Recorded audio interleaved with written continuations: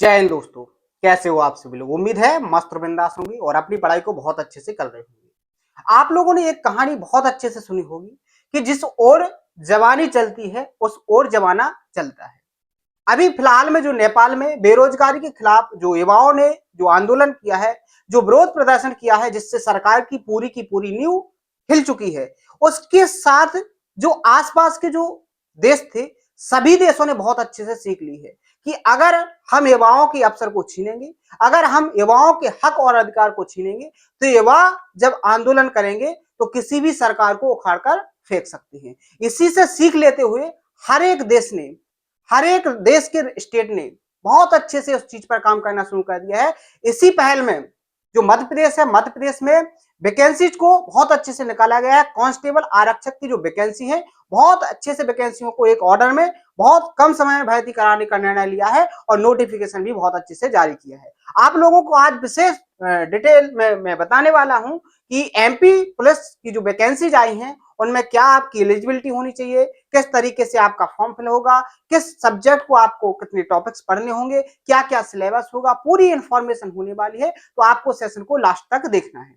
आपकी क्या क्या रिक्वायरमेंट रहेंगी, आपको क्या क्या तरीके के जो फॉर्म में डॉक्यूमेंट सबमिट करने पड़ेंगे, वो क्या क्या चीजें हैं, वो सारी इंफॉर्मेशन आपको दी जाएगी। तो सेशन को लास्ट तक देखना है। इंपॉर्टेंट जो इंफॉर्मेशन है आपको बेस्ट लगेगी और आपकी मतलब से बहुत अच्छे से आप इसमें समझ पाओगे कि सिलेबस बेसिकली है क्या। तो हर एक पॉइंट को बहुत अच्छे से समझने के लिए सेशन को पूरा आपको जरूर देखना है। ठीक है, सेशन को देखने के लिए आपको ज्यादा टाइम नहीं लेना पड़ेगा, कम से कम टाइम में मैं बहुत अच्छे से सारी इंफॉर्मेशन आप तक पहुंचाने की कोशिश कर रहा हूं। ठीक है, तो ज्यादा कुछ ना बोलते हुए डायरेक्ट अपने पॉइंट पर आते हैं कि जो एमपी में जो वैकेंसीज आई हैं, जो एमपी पुलिस की जो आरक्षक की जो भर्तियां हैं, ये 7500 वैकेंसी है। कितनी वैकेंसी है? 7500 वैकेंसी है, जो कह सकते हैं कि एक बहुत अच्छा आपके लिए अवसर आया है जिसमें आप सिलेक्शन ले सकते हो। क्लियर है बात? तो उम्मीद है आप लोग इस पर बहुत अच्छे से मेहनत करोगे और सिलेक्शन को सुनिश्चित करोगे, क्योंकि आपकी मेहनत, आपके सपने पूरे होना आपकी पहली जो है प्रायोरिटी होनी चाहिए। ठीक है, प्रायोरिटी होनी चाहिए, यानी कि आपको अपनी जो सफलता है इसको सबसे पहले देखना है, सारी चीजों को इग्नोर करना है, आपको अपनी सफलता के लिए मेहनत करना है। तो यहां पर मैं आपको बता दूं, जो एमपी में जो पुलिस वैकेंसी आई है ये 7500 है। इनका जो फॉर्म अप्लाई होगा वो 15 सितंबर 2025 से होगा और लास्ट डेट इसकी जो होगी वो 29 सितंबर 2025 होगी। यानी कि आपको 15 तारीख से स्टार्ट करना है फॉर्म भरना, यानी कि कल से ही आप फॉर्म अप्लाई कर सकते हो और लास्ट जो डेट होगी वो 29 होगी। आपको यहाँ पर करना क्या है कि स्टार्टिंग में ही अपने फॉर्म को अप्लाई कर देना है, लास्ट की डेट में आपको बिल्कुल नहीं बैठना है। क्योंकि लास्ट की डेट में होता क्या है, ज्यादातर जो लोड होता है वो वेबसाइट पर बढ़ जाता है, फिर आपको फॉर्म भरने में बहुत ज्यादा दिक्कत होती है और अगर डेट नहीं बढ़ी तो फिर आप फॉर्म फिल नहीं कर सकते। तो सबसे पहले तो आपको यहाँ पर गलती नहीं करनी है कि आप लास्ट की डेट में ही फॉर्म अप्लाई करो, आपको स्टार्टिंग में ही फॉर्म अप्लाई करवा देना है, यानी कि 20 से 22 तारीख तक आपके फॉर्म अप्लाई हो जाने चाहिए।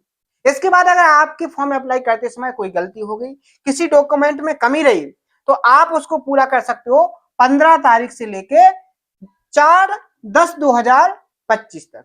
फॉर्म अप्लाई होंगे 29 तक, लेकिन अप्लाई कर सकते हो आप 4/10/2025 तक। बात क्लियर है? दो डाउट आपके क्लियर हो जाने चाहिए कि फॉर्म अप्लाई कब से होगा।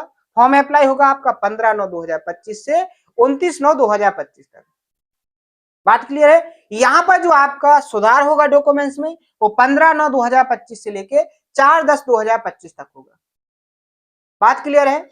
यहां से जैसे हम आगे बढ़ेंगे तो हमें वो डेट पता होनी चाहिए जब से हमारे एग्जाम प्रारंभ होंगे। तो यहां पर एक दिन में ही आपके एग्जाम कंडक्ट किया गया है, एक दिन में आपकी 2 शिफ्टें रखी जाएंगी और दोनों शिफ्टों में आपके पूरे जितने भी लोग इसमें फॉर्म अप्लाई करेंगे, सारे स्टूडेंट्स के क्या कर लिए जाएंगे, एग्जाम ले लिए जाएंगे। एग्जाम कैसे होगा? ऑफलाइन होगा, ऑनलाइन होगा। तो यहां पर आपका जो एग्जाम होने वाला है वो ऑब्जेक्टिव होने वाला है और ऑनलाइन होने वाला है।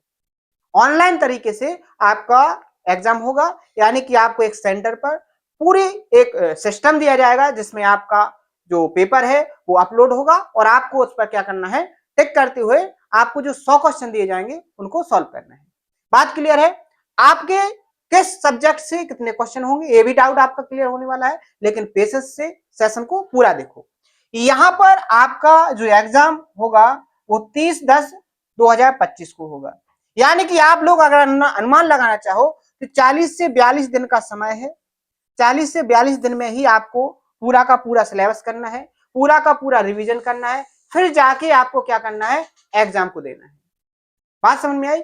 यहां पर आपको ये दोनों डाउट क्लियर होना चाहिए कि एग्जाम और एग्जाम को फॉर्म डेट में केवल 40 और 42 दिन का ही अंतर है। इसी में आपको क्या करना है, एग्जाम की तैयारी भी करना है, अपने एग्जाम फॉर्म को भी फिल करना है और एग्जाम को भी देना है 40 से 42 दिन में ही। तो तैयारी बेहतर तरीके से होना चाहिए, एक एक मिनट को आपको अपनी तैयारी में लगाना है। बात क्लियर है? यहां पर हम देखेंगे कि जैसे अगर आपने फॉर्म फिल किया तो आपसे कितनी फी पे की जाएगी, आपसे कितनी फीस ली जाएगी, टोटल चार्ज क्या होगा। तो यहां पर अगर आप जनरल कैटेगरी से बिलोंग करते हो तो आपसे 500 रुपए लिए जाएंगे, और अगर आप ईडब्ल्यूएस या ओबीसी से बिलोंग करोगे तो यहां पर आपको 250 रुपए देने पड़ेंगे। ठीक है, यहां के बाद आप अगर आगे बढ़ोगे तो अगर आप एससी से बिलोंग करते हो, शेड्यूल कास्ट से बिलोंग करते हो, तो यहां पर आपको 200 रुपए प्रति कैंडिडेट देना पड़ेगा। इससे आगे अगर आप एसटी में बिलोंग करते हो तो आपको 100 रुपए देने होंगे। ये आपका जो पैटर्न पहले था वो पैटर्न अभी भी है, यानी इसमें आपको कोई डाउट नहीं होगा। ठीक है, यहां से आगे आपको बता दिया जाएगा कि यहाँ जो पोर्टल चार्ज होगा वो आपसे 60 रुपए लिया जाएगा और बाकी का जो होगा वो गवर्नमेंट के अकाउंट में जाएगा। बात क्लियर है? ये तो हो गया आपका फॉर्म अप्लाई कब से होगा, फॉर्म में सुधार कब तक होगा, और यहाँ पर आपका जो एग्जाम होगा वो कब होगा, और आपसे फीस कितनी ली जाएगी। ये आपके चारों के चारों डाउट क्लियर हो गए। अब यहां से हम आगे बढ़ेंगे कि जो हमारा एग्जाम होगा वो किस तरीके से होगा और कितनी शिफ्टों में होगा। तो यहाँ पर जो हमारा एग्जाम है वो ऑनलाइन मोड में होगा। कैसा होगा? ऑनलाइन परीक्षा पद्धति में होगा, यानी कि आपको डेस्कटॉप के द्वारा ही पेपर करवाया जाएगा। यहाँ पर आपको ऑफलाइन नहीं किया जाएगा, यानी किसी भी पेपर पर आपसे एग्जाम नहीं लिया जाएगा, आपको ऑनलाइन ही दिया जाएगा, जिसमें आपको क्या करना है, टिक करना होगा, यानी ऑब्जेक्टिव होगा। यहाँ पर दो शिफ्ट में होगा आपका पेपर। 2 शिफ्ट में कैसे होगा? यहाँ पर 2 शिफ्ट में इस तरीके से होगा कि आपकी जो पहली शिफ्ट होगी, डेट होगी आपकी 30/10/2025। कितनी होगी?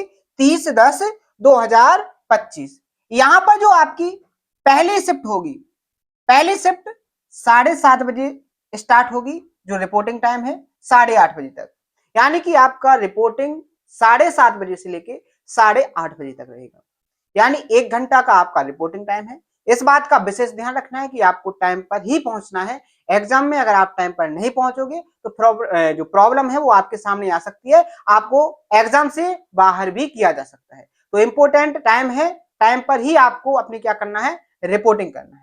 इसके बाद आपको 10 मिनट का जो टाइम दिया जाएगा, ये बहुत ही इंपॉर्टेंट है, इस बात को बहुत अच्छे से समझ लो। अभी एसएससी में 2 लड़कों के साथ जो हुआ है, उनने जो सीख ली है वो आपको गलती करने से पहले सीख ले लेना है।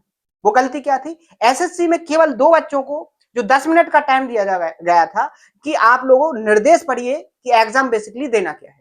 एग्जाम में आप यहाँ बात देख नहीं सकते हैं, एग्जाम हॉल में आप किसी से बात नहीं कर सकते हैं, एग्जाम में किस पोजीशन में आपको बैठना है, डेस्कटॉप और आपकी फेस एक डायरेक्शन में होनी चाहिए, माने डेस्कटॉप की ही तरफ होनी चाहिए, आप यहाँ वहां नहीं कर सकते। इस चीज का आपको विशेष ध्यान देना है। यहाँ पर एसएससी में जो 2 लड़के थे वो क्या कर रहे थे, इसी टाइम में जब आपको निर्देश का जो टाइम था 10 मिनट का, उनने ये सोचा कि अभी एग्जाम नहीं हुआ है, तो उस टाइम पर वो आपस में क्या कर रहे थे, बात करने लगे। इसमें उनकी रिकॉर्डिंग हो गई और लिपसिंग समझ में आ रही। तो यहाँ पर उनको सीधा और सीधा 7 साल के लिए क्या कर दिया गया है, एग्जाम से बैन कर दिया गया है, यानी कि आप वो किसी भी एग्जाम को नहीं दे सकते हैं।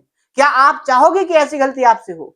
इस गलती से आप लोगों को सीखना है, इस गलती को दोबारा नहीं करना है, आपको अपने जीवन में नहीं करना है। आप ये बात समझ सकते हो कि वो टाइम एग्जाम का नहीं था, लेकिन वो इंक्लूड है कि निर्देश के लिए उन्होंने टाइम को दिया है, तो वो एग्जाम का ही टाइम है। यहाँ बच्चे लोग कहते हैं कि 2 घंटे का एग्जाम है, 2 घंटे में एग्जाम नहीं होता है, ये एग्जाम का ही टाइम है। 1 घंटे का टाइम है, ये रिपोर्टिंग टाइम एग्जाम का टाइम है। 10 मिनट का टाइम, ये भी एग्जाम का टाइम है, और यहाँ 2 घंटे, ये भी एग्जाम का टाइम है। यानी 3 घंटे 10 मिनट के टाइम में आप कोई भी ऐसी हरकत नहीं कर सकते हो जो एग्जामिनर की गाइडलाइंस के अपोजिट में हो। ठीक है, तो इस बात का विशेष ध्यान रखना है। आप जैसे वो लड़के क्या करेंगे, केस करेंगे, केस फाइल करने से बेसिकली होगा क्या, 2 से 3 साल वैसे ही लग जाएंगे, फिर उस केस में उनको जीत मिलेगी या नहीं मिलेगी ये फाइनल नहीं है। तो उनकी जो लाइफ है वो अब किसी सिलेक्शन से लेने को पूरी तरीके से वंचित हो चुकी है, क्योंकि 7 साल के बाद हो सकता है वो एज क्रॉस भी कर जाए जिसमें फॉर्म अप्लाई किया जाता है। बात क्लियर है? तो मेहनत तो कर रहे हो, लेकिन गाइडलाइंस के अंदर आपको काम भी करना चाहिए। डिसिप्लिन में रहना बहुत इंपॉर्टेंट है। ये बात क्लियर हो गई। इसके बाद अपना जो आपको पहली पाली का जो पहली शिफ्ट होगी उसमें जो एग्जाम तुम्हारा स्टार्ट होगा वो 9:30 बजे से 11:30 बजे तक, यानी 2 घंटे में आपको एग्जाम क्लियर करना है। पूरा क्वेश्चन अटेम्प्ट करना है 2 घंटे के टाइम में। आपको 100 क्वेश्चन दिए जाएंगे और समय रहेगा आपका 2 घंटे। बात क्लियर है? समय कितना रहेगा? 2 घंटे। यहां से फिर दूसरी जो शिफ्ट आपकी स्टार्ट होगी वो दोपहर के 12:30 बजे से होगी और 1:30 बजे तक, 12:30 से 1:30 बजे तक आपका क्या होगा? Reporting time. क्या होगा? Reporting time. यहां पर आगे देखेंगे तो 2:20 से 2:30 तक का जी क्या होगा? आपका निर्देश टाइम, वही जो मैंने पहले समझाया है। इसके बाद अगला जो टाइम होगा एग्जाम का, इसी शिफ्ट का जो एग्जाम स्टार्ट होगा वो 2:30 से हो जाएगा और 4:30 पर ऑटोमेटिकली क्लोज हो जाएगा। आप करो या ना करो, ऑटोमेटिकली क्लोज हो जाएगा। बहुत सारे स्टूडेंट पहले से एग्जाम दिए होंगे, उनको एक्सपीरियंस होगा कि किस तरीके से एग्जाम होता है ऑनलाइन टाइम में। जब ऑनलाइन मोड में एग्जाम होता है तो किस तरीके से एग्जाम होता है। बात क्लियर है? तो ये सारी चीजें क्लियर है कि नहीं? अब आपको यहां पर ये चीज समझ में आ गई कि हमें फॉर्म कैसे अप्लाई करना है, फॉर्म कब तक अप्लाई करना है, फॉर्म में सुधार कब तक हो सकता है, फॉर्म अप्लाई करने के बाद हमारा एग्जाम कब होगा, इसके बाद एग्जाम किस मोड में होगा ये भी डाउट क्लियर होगा, एग्जाम के लिए आपको कितनी फी पे करनी होगी ये भी आपका क्लियर हो गया डाउट। अब यहां से हम आगे जाएंगे, जब आप एग्जाम देने के लिए जाओगे तो आपको वो कौन कौन से डॉक्यूमेंट्स हैं जिनको लेकर जाना है, जिनसे आप लोग एग्जाम में एंट्री ले सकते हो, एग्जाम हॉल में आप एंट्री ले सकते हो। वो कौन कौन से आपके डॉक्यूमेंट्स होंगे? तो वो डॉक्यूमेंट्स होंगे सबसे पहले तो जो आपने फॉर्म अप्लाई किया है और उस फॉर्म का जो एडमिट कार्ड निकलेगा वो आपके पास होना चाहिए। सबसे पहला पॉइंट यही है।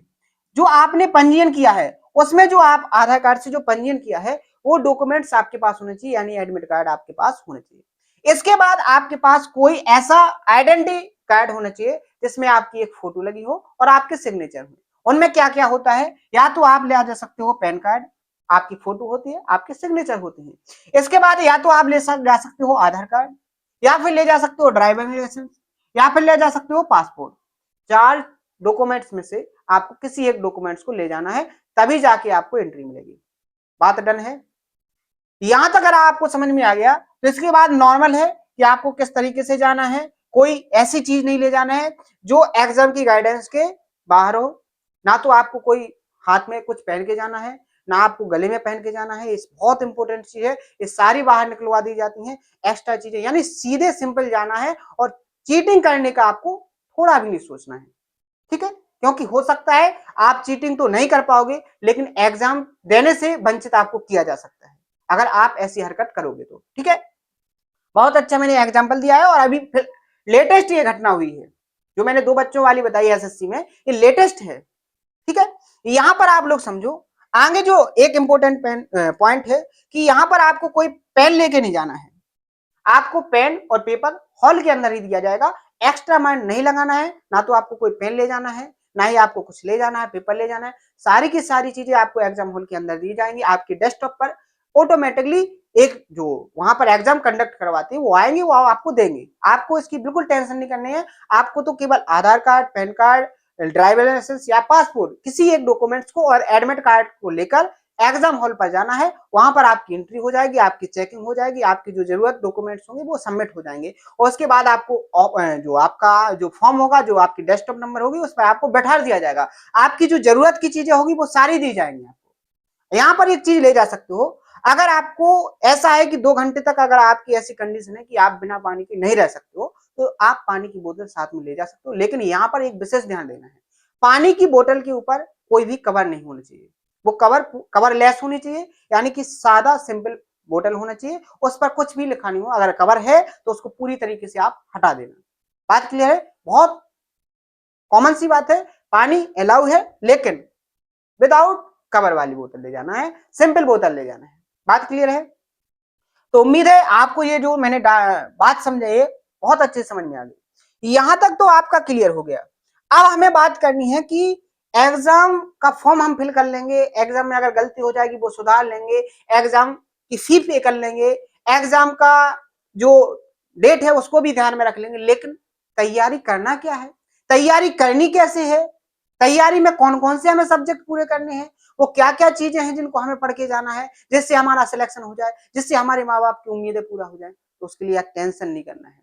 आपके लिए जो सेशन मैंने स्टार्ट किए हैं, जो आपको एक पूरी टीम के द्वारा हर एक सिलेबस इस तरीके से पढ़ा जाएगा जिससे आपका सिलेक्शन होगा। और सिलेक्शन के लिए जो टारगेटेड समय है 40 से 42 दिन का, इस 40 से 42 दिन के अंदर आपको वो सारा का सारा कंटेंट पढ़ा दिया जाएगा, वो इतने प्रैक्टिस सेट करवा दिए जाएंगे कि आप अगर मन लगा के पढ़ोगे तो आपको सिलेक्शन से कोई नहीं रोक पाएगा।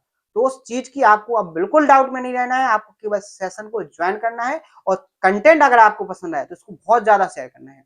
आपको रीजनिंग इस तरीके से पढ़ाई जाएगी कि सारी की सारी उंगलियों पे हो जाएगी, आपको मैथ इस तरीके से पढ़ाया जाएगा कि आप उंगलियों से सॉल्व करोगे, विदाउट पेन पेपर से क्वेश्चन को सॉल्व करोगे।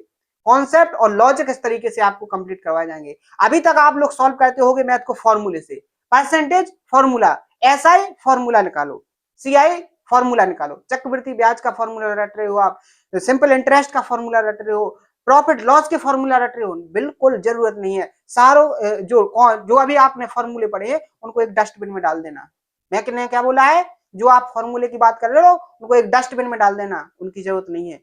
क्योंकि मैं जो आपको मैथ कंप्लीट कराऊंगा वो परसेंटेज और रेशियो, दो कॉन्सेप्टों से पूरा का पूरा जो अरिथमेटिक्स टॉपिक होता है ना, ऐसे उंगलियों पर निचोड़ दूंगा। आप ऐसे सीख जाओगे मैथ कि आपको एक भी फॉर्मूला रटने की जरूरत नहीं पड़ेगी, बशर्ते मेहनत और प्रैक्टिस थोड़ी ज्यादा होगी। कंटेंट मैं प्रोवाइड करूंगा, उसको प्रैक्टिस मैं कराऊंगा, लेकिन 3 से 4 बार आपको भी करना है। करोगे कि नहीं करोगे? सिलेक्शन लेना है तो करना पड़ेगा, सिलेक्शन नहीं लेना है तो सेशन से आज ही जा सकते हो। ठीक है, यहां पर देखो आपसे 3 चीजें बहुत अच्छे से पूछी जाएंगी। यहां सामान्य नॉलेज, जनरल नॉलेज जो आएगा, सामान्य ज्ञान और तार्किक क्वेश्चन, ये होंगे आपके 40 क्वेश्चन। कितने होंगे? 40 क्वेश्चन। कितने नंबर के होंगे आपसे? 40 नंबर के। कितने नंबर के होंगे? 40 नंबर के। यानी जनरल नॉलेज से आपके 40 क्वेश्चन लिए जाएंगे और 40 ही नंबर के होंगे, यानी एक क्वेश्चन आपसे 1 नंबर का पूछा जाएगा। कितने नंबर का पूछा जाएगा? 1 नंबर का। यहां से जैसे ही हम आएंगे तो बौद्धिक क्षमता, मानसिक अभिरुचि, जिसको बोलते हैं रीजनिंग। क्या बोलते हैं? रीजनिंग।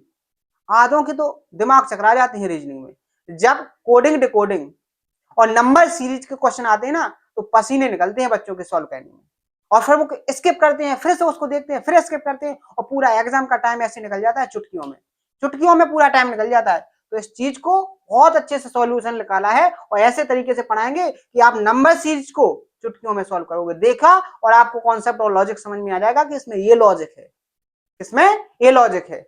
इतनी प्रैक्टिस आपको करवाई जाएगी। तो इसके 30 क्वेश्चन होंगे और 30 नंबर के होंगे, यानी हर एक क्वेश्चन 1 नंबर का होगा।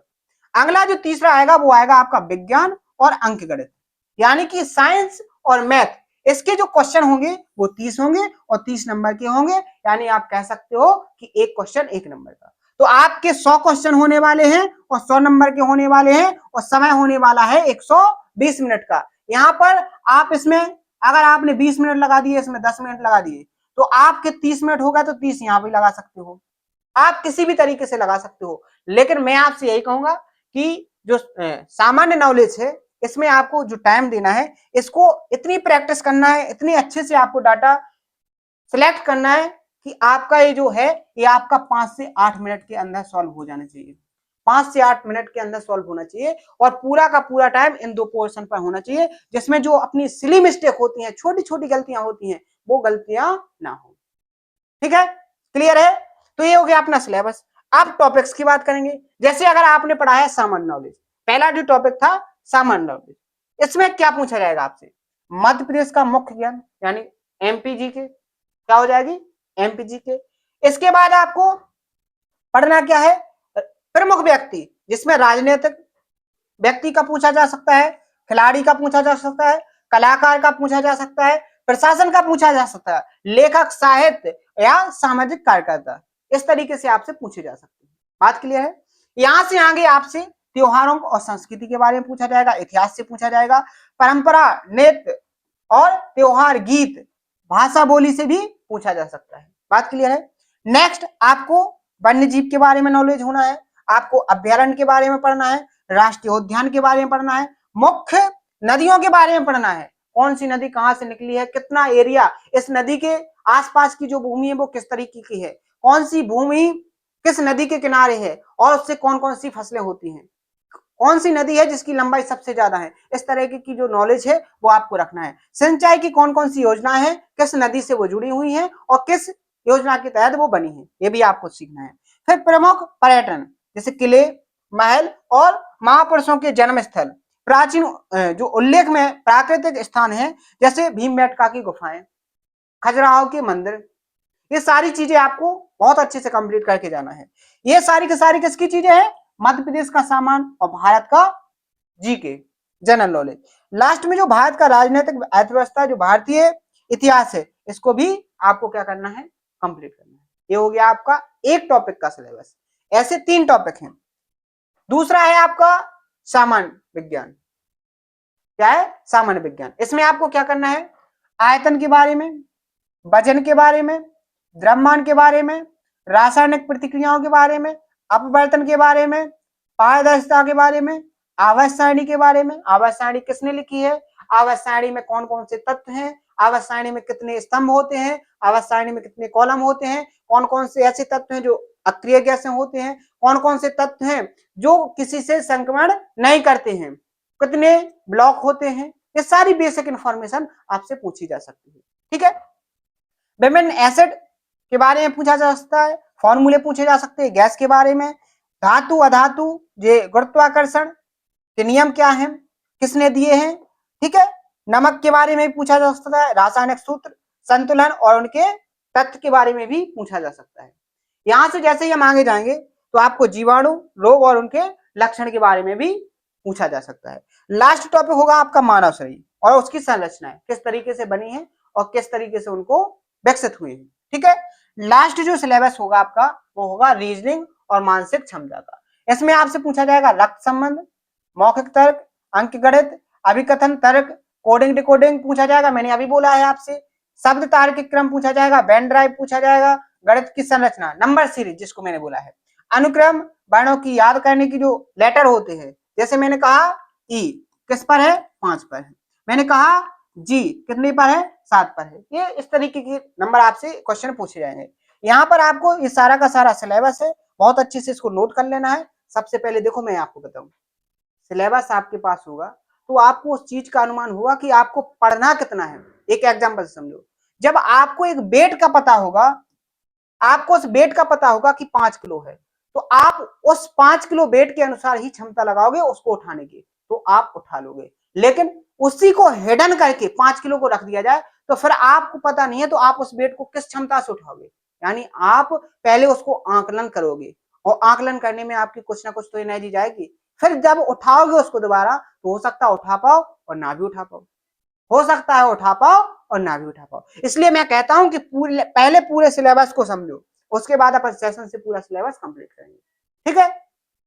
आगे हम बढ़ेंगे तो जो मैथ का होगा उसमें एवरेज पूछा जाएगा, एरिया पूछा जाएगा, नंबर सिस्टम पूछा जाएगा, सिंप्लीफिकेशन पूछा जाएगा। ठीक है। क्रम परिवर्तन पूछा जाएगा, संयोजन, रेशियो, प्रपोर्शन पूछा जाएगा।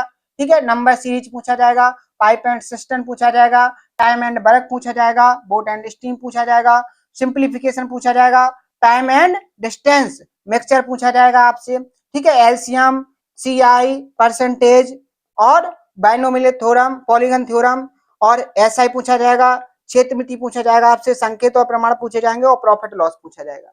ये सारे के सारे टॉपिक्स हैं आपके सिलेबस के। तो यहां तक आपका क्लियर हो जाना चाहिए कि जो वैकेंसीज आई हैं बहुत अच्छी वैकेंसी हैं, आपके पास गोल्डन चांस है कि आप एक सिलेक्शन को सुनिश्चित कर सकते हो। तो मेहनत आपको करनी पड़ेगी, सिलेक्शन आपका हो जाएगा, कंटेंट हम आपको प्रोवाइड करवाएंगे, लेकिन सेशन को पूरा देखना है और मेहनत के साथ आपको पढ़ना पड़ेगा। बात क्लियर है। तो मेहनत से पढ़ना, पूरा का पूरा कंटेंट आपको प्रोवाइड करवाएंगे और आसान तरीके से पढ़ाएंगे, सिंपल लैंग्वेज में पढ़ाएंगे। ठीक है। तो सेशन में अगर आपको थोड़ी बहुत भी इंफॉर्मेशन इस तरीके से लगी है कि हाँ हमारे काम की थी, तो सेशन को लाइक जरूर करें, सेशन को ज्यादा से ज्यादा शेयर करना है, आपको मुझे सपोर्ट करना है। मैं आपको वो सारी चीजें दूंगा जिससे आपके माँ बाप की जो उम्मीदें हैं वो पूरी हो सके। आपके माँ बाप की उम्मीदें क्या है कि आपके सपने पूरे हो जाए, आप किसी एक गवर्नमेंट जॉब में सेलेक्ट हो जाओ।